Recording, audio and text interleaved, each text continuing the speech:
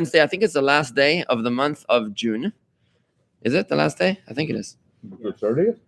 Yep, it's June 30th. And today is also the English birthday of Corina Nadel. She is dedicated today's Torah study in honor of her English birthday. May she go Michael El Chayel, from strength to strength. In honor of today's Torah study. And today we're learning the Talmud. It's tractate Brachot in this edition of Ein Yaakov. We are on page 256 in case you have the book in front of you. If you don't have the book in front of you, then you can just listen along. And today we're going to be learning about the concept of opening your mouth to Satan. We say, Al tiftach pela Satan, do not open your mouth to Satan. Now, what exactly is that supposed to mean? That you're not supposed to open your mouth to Satan. Like, what's supposed to open your mouth to Satan? What's happening here that Satan is somehow following the words that come out of your mouth? What impact does that have, if any? That's what we're going to talk about today in today's study of Talmud. Morning to you, Rob Berger and Marty Knopf, and to our live studio audience, to Ed Gableman and Mark Greenwald and Hockman, Howard Rose, Steve Rubin. Wonderful to see everybody, to Howard and Susan that are here with us as well. And oops, I think we're having issues with the video on Facebook. Please, folks, tell me if we're still broadcasting on Facebook. I think that YouTube seems to be active. Please do give me a sign of life. What do they say? A sign of life, I guess. I need something. Give me a sign that you're still there, folks. All right, I don't know. Oh, good. Marty says we're still there. Good. Okay. All right, good. Thank you. So we're going to go straight into the Talmud over here. I don't see the video, but that's fine. As long as you're there, that's good. I don't see you, but as long as you see me, good morning, Elaine. All right, so we're going to go straight into the Talmud today. It says like this. In order to open up this idea of the opening the mouth to Satan, the Talmud introduces a topic about the obligation of reciting the Shema. There's an obligation to recite the Shema every morning and every evening, when you lay down and when you rise up. It's actually a biblical obligation to say these words, Shema Yisrael, Adonai Eloheinu, Adonai Echad. And if you open your trusty app, I highly encourage you to purchase the app. It's called the Kehot Siddur, K-E-H-O-S, Kehos Siddur, K-E-H-O-S Siddur. It's an app, you can get it on your phone. And over there, it tells you all the times of when you're supposed to do things based upon where you are on earth. Good morning, Amy. So nice to see you here with us from New York. Great. For example, today in Palm Beach Gardens, the latest time to say the Shema in the morning is at 9:55 a.m. And you're supposed to say the Shema in the evening after 8:45 p.m. today. So let's say you're at a funeral. And the funeral is, you haven't said the Shema, and it's 8 o'clock in the morning, and you only have till 8:55, I think we said, right? 9:55. You only have till 9:55, but there's a long eulogy. It just keeps on going. So what are you going to do? How are you supposed to say the Shema? Okay, so here it goes. The rabbis taught in the Bryce of the law for those who are attending the eulogies when the time comes to recite the Shema is as follows. If the dead person lies before them, like in the room, and that's why you cannot say the Shema. You know, we spoke about this in last week and 2 weeks ago when we studied Talmud. We said that you're not allowed to do mitzvahs in front of the deceased. You can't even have your tzitzis sticking out of your pants if you're in a cemetery because you're mocking the dead. We had that whole discussion, if you remember, last week about if the dead are conscious of what goes on in this world. And one of the proofs that the Talmud says that they are is because we're careful in a cemetery not to make fun of the deceased by having our tzitzis. You're not supposed to daven in a cemetery. You're not supposed to have, talis and tefillin and whatever else in a cemetery. So certainly you can't even have the tzitzis sticking out of your trousers in a cemetery because you're mocking the dead. That we can do mitzvahs and they can no longer do mitzvahs. By the way, that's the reason that we dedicate Torah study or mitzvahs in memory of people that passed away, because it's specifically because that they can no longer do any more mitzvahs once they've left this world, once they're disembodied souls, once their souls are no longer inside of their bodies. That's why we do mitzvahs on their account in this world, right? But they themselves cannot do mitzvahs. What about the graveside prayers? Isn't that a davening? What about graveside prayers? So those prayers that we make at the graveside are an elevation of the soul of the deceased, like I just mentioned. That's to their merit. You coming there on the yard site or on the unveiling or on the shloshim or whenever you come, and you're doing that to elevate their souls. There's certain prayers you're supposed to say. It's specifically customized to their souls to elevate their souls. But you're certainly not supposed to go and make a minyan or something in a cemetery, right? So what happens if you have to say Shema and you're in a cemetery, you're at the funeral, and you cannot recite the Shema because it would be a mockery of the dead to perform the mitzvah of Shema in front of them. That's got nothing to do with them, right? Then what are you supposed to do? Then they slip out one by one and recite the Shema. You have this little revolving door situation where people slip out, say the Shema and come back, and you make sure that there's always a crowd at the eulogy. But if the dead person does not lie before them, then they need not leave. Rather, they sit and recite the Shema because the dead is not there. So you're not mocking the dead. Just sit there quietly, say the Shema. Mind your own business. And the mourner who is not permitted to recite the Shema. Mourners, they have a different obligation when it comes to mitzvahs. Before the burial, a mourner is not allowed to, is not even obligated in the mitzvahs. He's an owner until the burial takes place. And therefore, he sits quietly. As for the silent Amida, what about the silent Amida? It takes a little bit more effort to be able to say the silent Amida. You can't do it so quietly. Good morning to, I see Howard and Susan say Facebook is okay, as does Marty. Keith is in Brooklyn. Shalom, Keith, on the other side. Great to know that you're there. And Dean Dubansky is with us also. I think she's in Virginia maybe, or New Jersey, something like that. But great to have you with us, Dean and Dan. Good. So what happens now about the silent Amida? Because again, if you open your trusty app, the Kahos Siddur app, you'll notice that the latest davening time this morning is at 11:04 a.m. So again, if the eulogy is really long and you're going, you went through 9:55 and now it's like, oh boy, it's almost 11:04. I got to daven. What do I do? As for the Shemon Esrei, they all stand and pray while the mourner stands and acknowledges the righteousness of Hashem's judgment, saying, Master of the universe, he says, I have sinned greatly before you, yet you have not punished me with even 1,000th of the punishment that I deserve. May it be, O will Hashem, my God, that you repair our fractures and the fractures of all your people in the house of Israel in mercy. So while they daven, he says this silent prayer. Now that's obviously if the deceased is not in front of them. Right? Now this is a very important concept, this idea, this prayer that the mourner says, that God, you've not punished me even 1,000th of the punishment I deserve. Because you're opening your mouth here to something which is probably better remained unsaid, right? This is where we start talking about this idea of en potchin pela satan. You're not supposed to open your mouth to the Satan. Let's explore. However, Abaye said a person should not speak in such a manner. People tend to say bad things about themselves. We have these weird expressions that we say like, my feet are killing me. What is that supposed to mean? Like what exactly does that mean? Or we say, I'm going to kill him if he does that.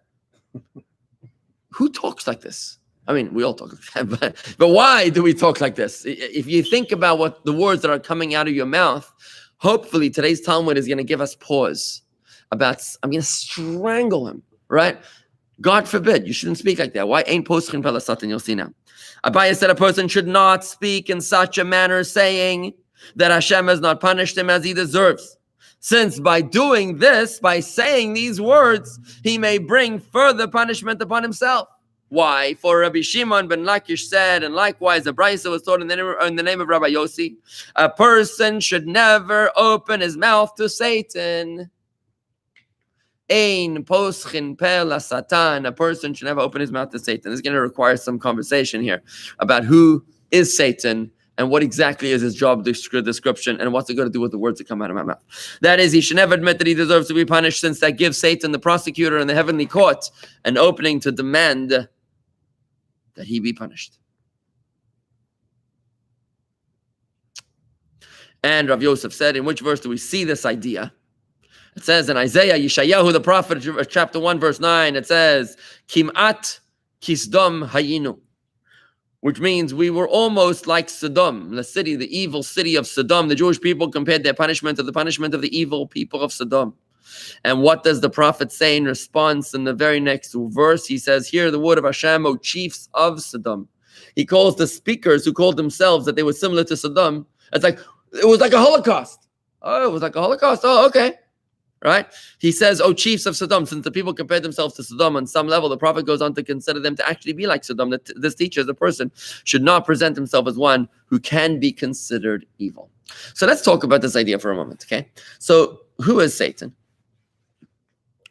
And why is he hanging on our every word? Good morning, Terry, as well as Mickey. Boker Tov Rav. Your Hebrew's looking really good, Mick.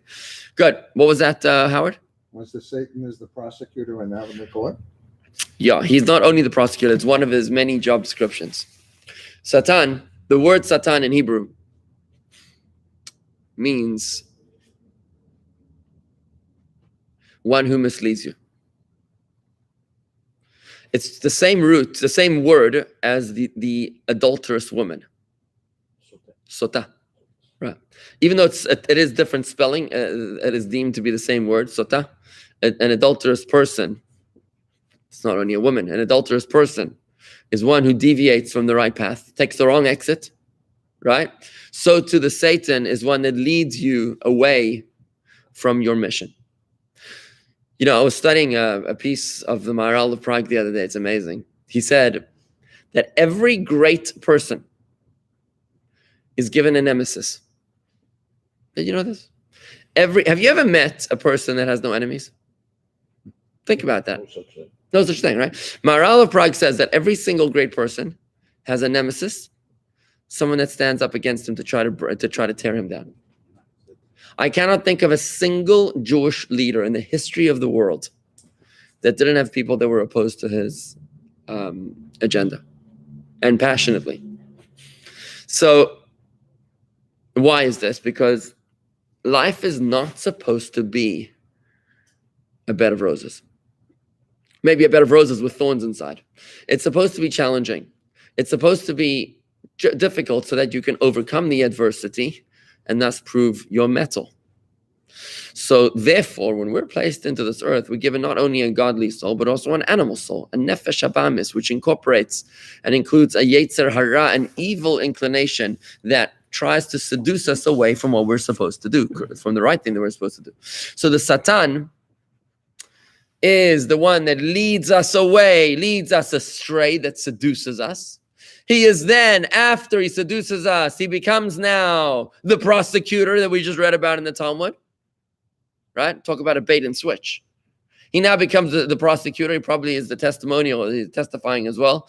And after the prosecution, he now becomes the executioner.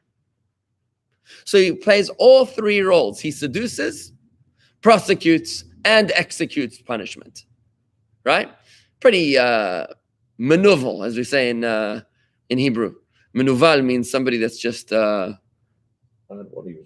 he's just awful person. Yeah. An awful person, right?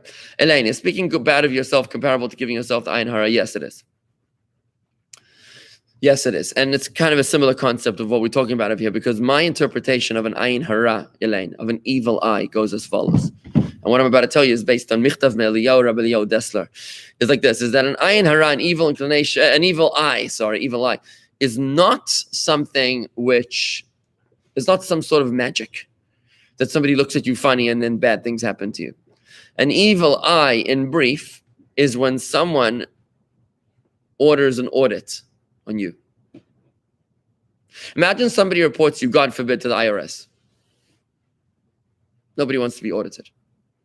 But if somebody reports you to the IRS, God forbid, you get a thorough examination, and that's not going to be pretty. So an evil eye is when someone says, 1 second, why does that person have what I don't? And you order an audit, you request an audit in heaven. And who do you think does the audit? Satan, of course. So that's his job, he's a prosecutor, right? So here's what we're talking about over here, about being very, very careful about the words that come out of your mouth. So now we understand the role of the Satan. So what does that have to do with the words that come out of our mouth? So what? So if I said something maybe that maybe I was deserving of more punishment, then why is that going to provoke the Satan? Because remember, he is looking for jobs. He's very, very ambitious, this guy, the Satan. He's looking for jobs, and he's not lazy. He's hardworking. Let's take a look at this idea in the in the commentary here. Ian Yaakov suggests that this rule that a person should never open his mouth to the Satan applies only at a time when the attribute of justice is extended against the person, such as when a loved one has died. So if the angel of death has recently visited your abode, you probably want to be extra cautious, because the Satan is hanging around. Or as in the case of the verse of Yeshaya, which discusses the time when the Jewish nation was in distress, that is considered a time of danger, and the Satan prosecutes in a time of danger. We know that concept. But at other time, a person may express this thought. Aruch HaShulchan says the same and explains that this is why certain statements of this nature are found in various prayers. So we do find in certain prayers that we do say these kind of expressions. Why? Because those are times of danger. That's why. Okay? All right, good. So let's go deeper into this idea in the comments here. Power of the lips. In what way does a person's opening his mouth to Satan enable Satan to prosecute him more effectively? Chuvas HaRashba writes that there is a special power to words, even if we do not understand the mechanism through which this works. The power of speech. Remember, folks, the word in Hebrew is the same word as thing, davar, because words become things. In addition, the word also means leader. Did you know that? Yadber amim tachtenu. May he lead nations beneath our sway. The same word davar means thing and leader, because your words become your worlds. Your words change your reality. And this is a very, very powerful concept, which is why we Jews do a lot of talking, specifically in prayer. You're not supposed to think your prayers. You have to verbalize and audibly verbalize your prayers. Now, you're not supposed to daven loud enough so that someone else can hear your prayers, because that would be distracting to other people. You're not supposed to do that. But you are obligated to say your prayers to the point that you yourself can hear your prayers. So the distance between your own mouth and your own ears is the measurable distance, but your mouth to someone else's ears is too far. So you're not supposed to go that far. So you'll notice. That's also the shorsh of the davar. You didn't say it. I just said that speaking. I don't think I made it clear. When I said word, I meant speech. I mean, Okay. yeah. Now, in addition to that, you'll notice that we Jews have a lot of affirmations. For example, you'll notice that when we offer an offering in the temple, remember the last time you brought an offering in the temple? What was it, a sin offering, a peace offering? What was the last one you brought? Howard's smiling at me. Get ready for it. Mashiach is coming soon. We're going to do it very soon. Probably a sin offering. Was it a big one or a small one, like a little baby or a gezunta? So when you bring a sin offering in the temple, it has to be accompanied by vidui, which is a verbal confession of your sin. When you bring your thanksgiving contributions to the temple, it comes with a vidui, a verbal affirmation of our gratitude before God. We do a lot of verbal, right? Because our words change our worlds. Someone once said to us, we had a kiddush in honor of his 20th anniversary. So he got up at the kiddush and he says, 20 years ago, under the chuppah, I told my wife I love her. If anything changes, I'll let her know.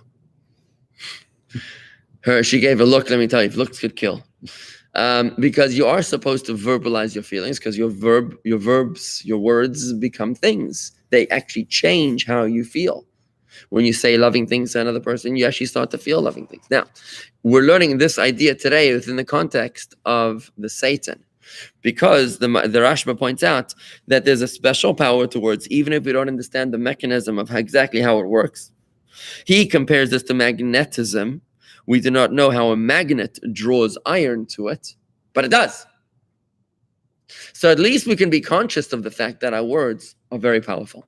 There's actually a beautiful story of the Baal Shem Tov, who overheard a few of the townspeople of Mezhibush talking, and one of them said to the other, I'll tear him up like a fish. And the Baal Shem Tov closed his eyes and he made a circle with students, and they all were able to see what was going on in a higher realm. And they saw this one fellow flaying the other like a fish in a heavenly realm. So in other words, even though our words might not have physical manifestation, they do have a spiritual manifestation. And that's why you have to be extremely careful of your words. I saw a beautiful interpretation from Reb Nachman of Breslov. You have one of the Breslover Hasidim, Reb Nachman of Breslov. He writes in his book. No. Yeah. Or maybe it was a Noam Elimelech. I can't remember which one it was. Either one of the commentaries over there. He writes that when a person is angry, when a person gets upset with his spouse, he says two things you should do. Dom ve'yishtok. Dom ve'yishtok. When you get angry with your spouse, you should be silent, shut your mouth, and also yishtok, you should be silent. What does that mean? You should be silent and you should be silent. It means you should be silent from refraining from speaking words, and you should also be silent from thinking words. That's how powerful words are. Somebody said to me the other day, we have to watch our words when we're with other people, and we have to watch our thoughts when we are on our own. Because thoughts become words and words become things. So you got to be careful, even if you're not speaking. The best idea is to keep your mouth shut, right? But even after you keep your mouth shut, you still got to shut your feeling, your thoughts. Because if you're thinking negative thoughts, that's also going to be very, very powerful. But again, we haven't even reached the Satan yet. Hold on a second. HaKosov here explains the concept of opening one's mouth to the Satan on the basis of the legal principle that a litigant's own admission is like 100 witnesses. There's a law in Talmud. The admission of a litigant is equivalent to like 100 witnesses. If you admit that you're guilty of something, it's like the best testimony in certain cases, not in cases of capital punishment, because we believe that the guy might be just suicidal and looking for euthanasia. So we don't execute based on a person's own testimony. But if you feel that you're responsible, if you admitted guilt in monetary matters, then it's like 100 witnesses. That is, when someone admits liability, it is the strongest proof a court of law could have to that liability. The same applies when it comes to the heavenly court. When a person admits that he's deserving of punishment, like in this case of Talmudic story, when the guy says, God, you've only punished me not even 1,000th of what I deserve. Oh, you're admitting. He gives the heavenly prosecutor, the Satan, incontrovertible evidence of his liability, which does not allow the attribute of mercy to advocate for leniency in his mouth. So now we're getting a little bit more of an idea, of a context as to why the Satan's the one that pounces upon the words that come out of your mouth. And you got to be super careful. When you say words like, I'll kill myself, or I'm such an idiot, or I'm such a fool, or I wanted to bury myself, God forbid, you should never say such words. Never, ever, ever. They should never come out of your mouth. Rebbe Leo Dessler, that I just quoted earlier from the Ayin Hara, the evil eye, suggests a different approach. He says people have various sensitivities which actually reflect a certain refinement of the soul. Those with less refined souls will show less sensitivity in these areas. For example, there is a natural desire to preserve one's life. Ultimately, this stems from the soul's deep awareness that every moment of life offers a precious potential for serving God. There are those, however, who cavalierly risk their lives for thrill or for sport. Contrary to the popular belief, they're not courageous. Rather, their souls are coarsened so that they do not sufficiently appreciate the value of their lives. So we're talking about daredevils.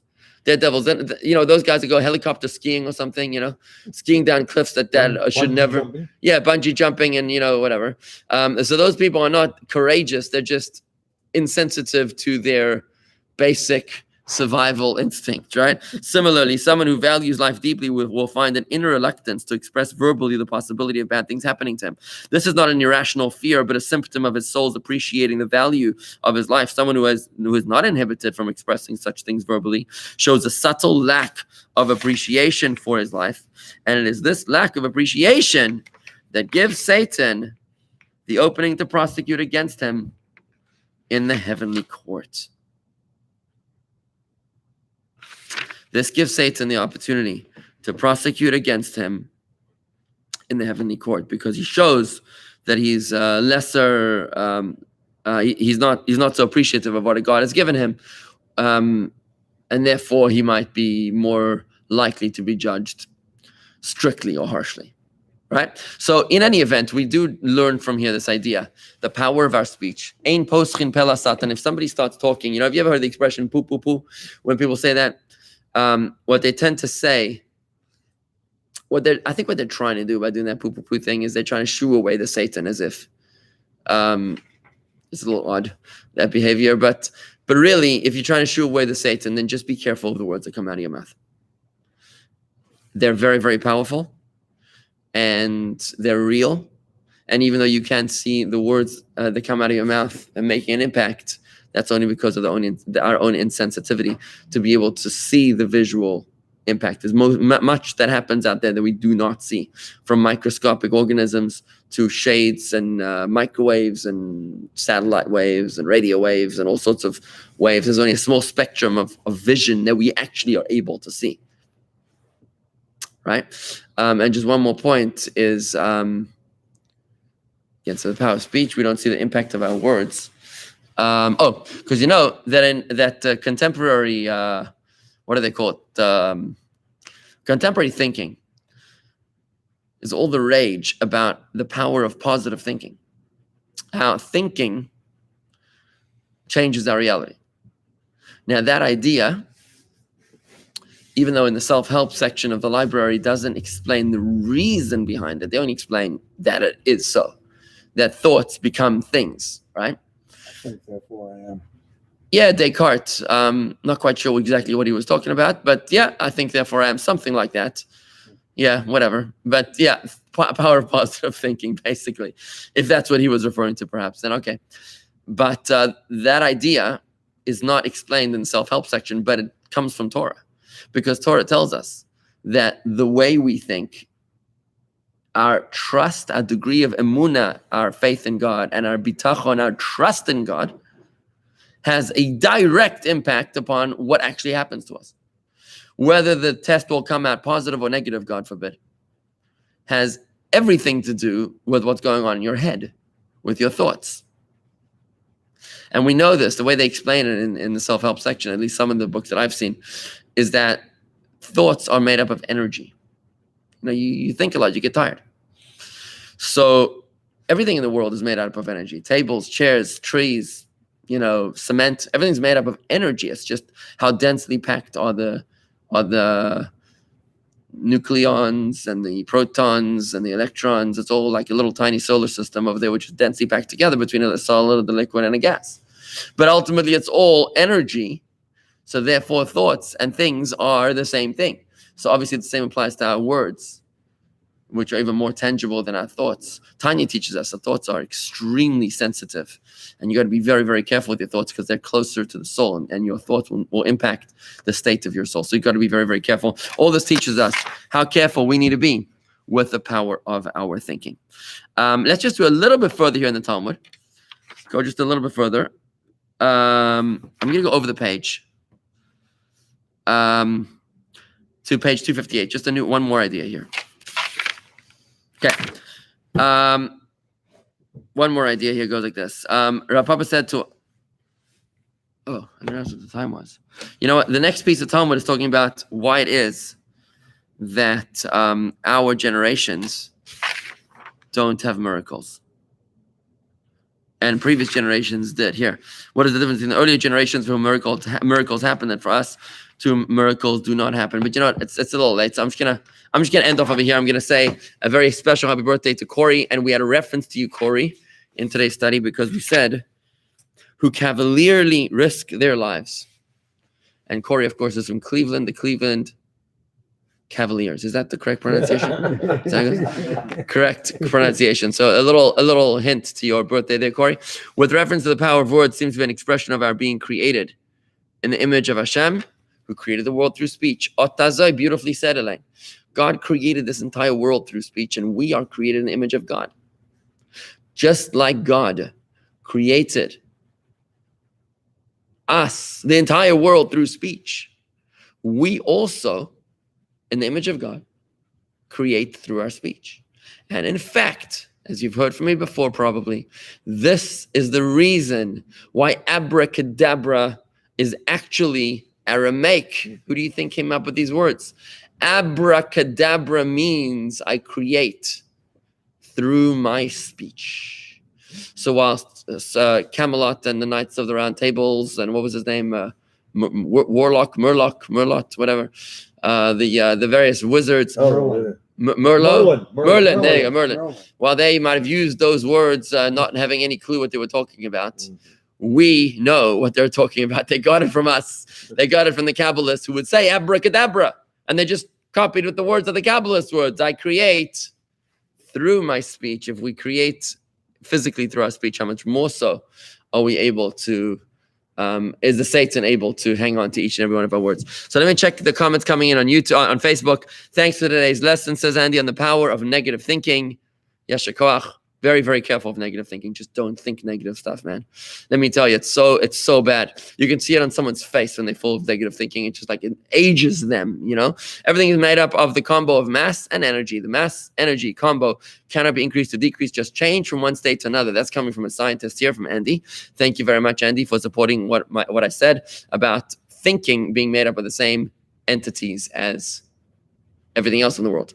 So Marty says, who is the Satan? Is he an angel? Yes, the answer is he is an angel. I'm sorry if I neglected to clarify that point. Satan is an angel. He is a holy angel of God whose mission, he's also known as the Malach HaMavis, by the way.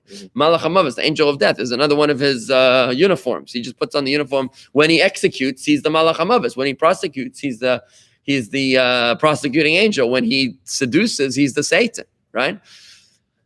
A holy angel of God whose mission it is to lead us astray, to test us, even though his loyalties are where? Oh, with Hashem. So there was a chassid who got up early in the morning. A chassid was farbringing. He was doing a farbringing, and he said, I wake up in the morning, and my Yetzer Hara, my evil inclination, tries to seduce me, to convince me to stay in bed where it's warm, it's dark outside, it's cold outside, it's raining, you didn't sleep enough, you're going to have a rough day, go back to bed. Why do you need to get up and go to shul right away?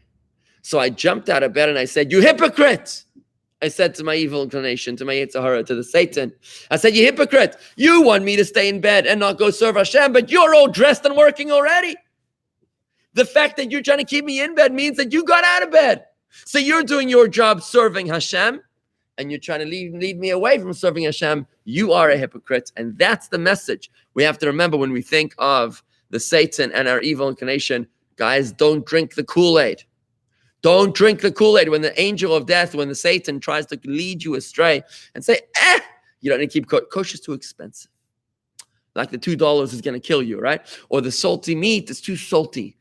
Yeah, whatever. Like that's gonna make them, because you drink the big gulp Diet Coke, right? Like that doesn't matter, right? But the little tiny bit of salt in the meat, that's gonna make all the difference, right? And what was that? Treif meat tastes better.